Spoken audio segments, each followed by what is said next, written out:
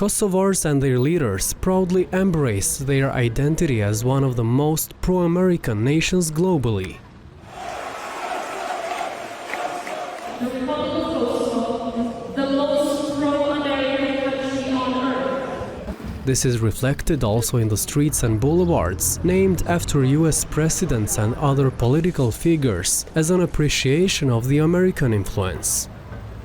Given this bond, Pristina expects to maintain a similar vibe with the next president, regardless of who wins the November elections, even though Democrat Kamala Harris and Republican Donald Trump may have differing approaches to policy making in the Balkans.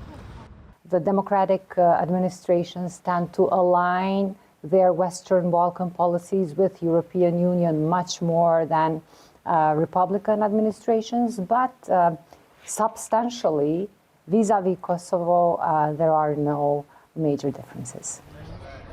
But Kosovo still faces significant issues with its northern neighbor, Serbia, which doesn't recognize its independence declared in 2008.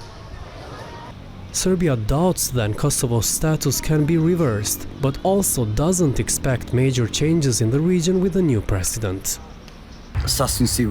I don't believe that there will be changes regarding the status of Kosovo as a state. But when we talk about internal issues in Serbia, then there may be symbolic changes.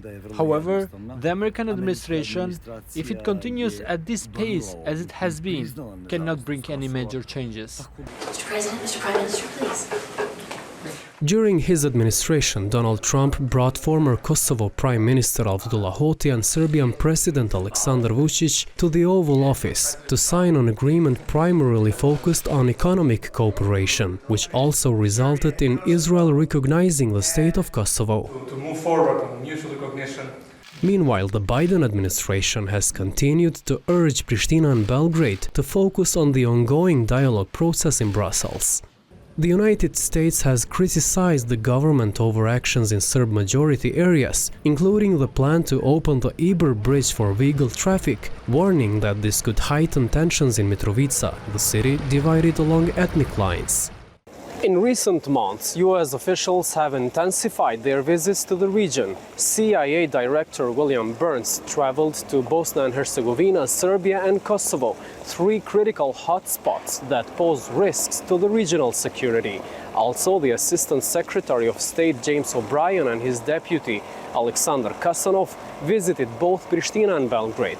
Kasanov reaffirmed that, despite this year's election, US foreign policy will remain consistent.